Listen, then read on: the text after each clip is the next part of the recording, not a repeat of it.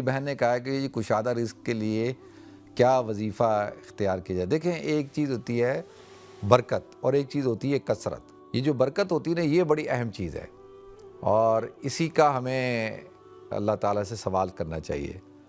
آپ دیکھیں کہ حضور اکرم صلی اللہ علیہ وسلم کی جو دعائیں ہیں، اس میں سب سے کیا بارک اللہ، کہ اللہ تمہیں برکت عطا فرمائے، ہر معاملے کے اندر برکت برکت۔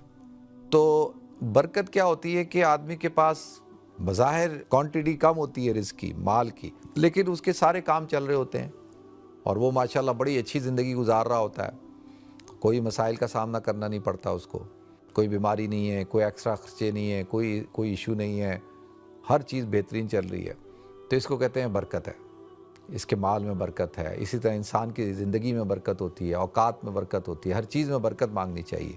اور کثرت کیا ہوتی ہے؟ بظاہر بہت ہے آپ کے پاس لیکن پورا ہی نہیں پڑ رہا۔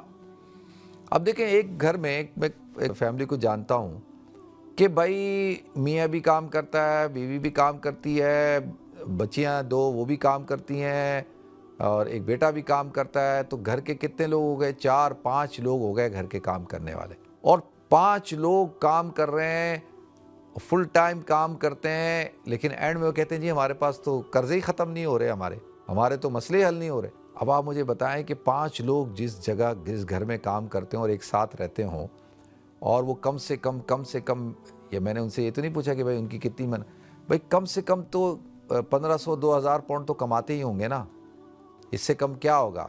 جو نیشنل ایوریج انکم ریٹ ہے یا جو سیلری ریٹ ہے اس کے تحت 1500 سے 2000 تو کماتے ہی ہوں گے نا، اور ایک گھر میں رہتے ہیں، ایک کچن ہے، سب کچھ ہے، لیکن کہتے ہیں جی ہمارا تو پورا ہی نہیں پڑتا۔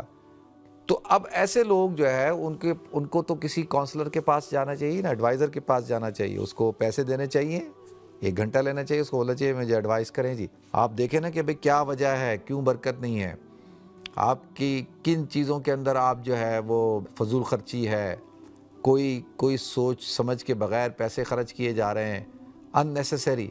وہ میرا ایک دوست ہے، اس نے بڑا اچھا مجھے ایک میسج بھیجا، اس میں تھا کہ میں نے 360 پاؤنڈ بچا لیے، ایک بہت بڑا اسٹور ہے یہاں پہ، نام نہیں لوں گا، کہ وہ جہاں پہ ہول سیل میں چیزیں ملتی ہیں، بہت ساؤتھ ہال میں بھی ہے، ویمبلے میں بھی ہے، تو وہ کہتا ہے میرا دل کیا بلو بیری خریدنے کا، تو میں 10 پاؤنڈ کی بلو بیری خریدنے کے چکر میں 360 پاؤنڈ خرچ کر کے آتا۔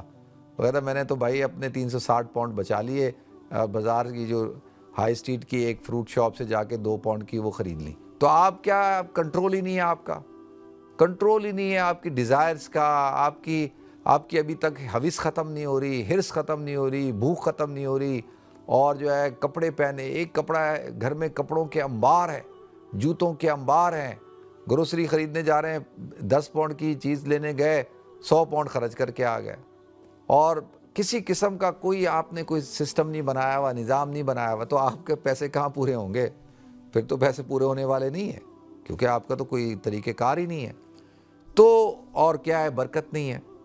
تو برکت کیسے ہوتی ہے؟ دیکھیں، برکت ایسے ہوتی ہے کہ انسان فضول خرچی نہ کرے، انسان سوچ سمجھ کے پیسے خرچ کرے، انسان جو ہے وہ اپنے رزق کے اندر سے اوروں کو شامل کرے، اپنے پڑوسیوں کو آپ کھانا بھجوائیں، اپنے پڑوسیوں کو، اپنے رشتہ داروں کو، اپنے عزیز و قارب کو چھوڑ دیں، اس کی فکر نہ کریں کہ یار وہ آگے سے ہمیں پوچھتے نہیں ہیں، کوئی بات نہیں، گھر میں رزق کی تنگی آ رہی ہے، دعوت کریں، کوئی ایک ڈش بنا کے بلائیں، مہمان کھلائیں، آپ دیکھیں کیسے اللہ آپ کے رزق میں برکت دیتا ہے۔ اور جو ہے غریبوں کی مدد کریں اور صدقہ دیں، مشکل وقت میں دیا ہوا صدقہ جو ہوتا ہے نا، تھوڑے جب آدمی کے حالات ٹھیک نہ ہو، اور اس وقت میں وہ جو صدقہ دیتا ہے، وہ صدقہ جو ہے جو کام کرتا ہے نا، وہ خوشحالی والا صدقہ نہیں کرتا۔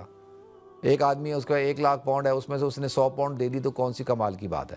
ایک آدمی ہے، اس کے پاس 1000 پاؤنڈ ہے، 1000 میں سے 100 دے رہا ہے، تو یہ کمال کی بات ہے۔ وہ کہتے ہیں یہ ہے، یہ تکلیف میں ہے، اس کے باوجود اللہ کی راہ میں خرچ کر رہا ہے۔ تو پھر کیا ہے کہ انسان جو ہے وہ نماز کی پابندی کرے، انسان استغفار پڑھے کثرت کے ساتھ، اور حسن سلوک سے پیش آئے، صلہ رحمی کرے، اور اپنے بہن بھائیوں کے حقوق کو پورا کرے، رشتہ داروں کے حقوق کو پورا کرے، غریبوں کے ساتھ حسن سلوک کے ساتھ پیش آئے۔ یہ سب سے بڑا وظیفہ ہے رزق کی برکت کا، رزق کی تنگی دور کرنے کا۔ وَمَن يَتَّقِ اللَّهَ يَجْعَل لَّهُ مَخْرَجًا وَيَرْزُقْهُ مِنْ حَيْثُ لَا يَحْتَسِبُ، جو اللہ کا تقوی اختیار کرتا ہے تو تو اللہ تعالیٰ اس کو ایسی جگہ سے رزق دیتے ہیں جہاں سے اس کو گمان بھی نہیں ہوتا. تو اللہ کا تقوی اختیار کرے, دینداری اختیار کرے, سچائی اختیار کرے, پھر دیکھیں انشاءاللہ اللہ تعالیٰ برکت عطا فرمائیں گے. تو 100 دفعہ صبح اور 100 دفعہ شام کو استغفار کی تسبیح پڑھا کریں, اور یا رزاقو اور یا فتاحو یا وہابو, یہ 3 نام ہیں, ان 3 ناموں کو 313 دفعہ پڑھا کریں.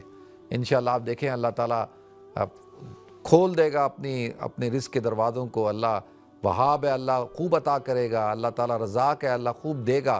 لیکن اس رزق میں اور لوگوں کو بھی شامل کریں, اپنے ساتھ اور لوگوں کو شامل کریں. پھر دیکھیں انشاءاللہ آپ کا جتنا دسترخوان وسیع ہوگا, جتنا آپ صدقہ خیرات کریں گے, جتنا آپ کھلائیں گے پلائیں گے, اتنا اللہ تعالیٰ آپ کے رزق میں برکت عطا فرمائے گا.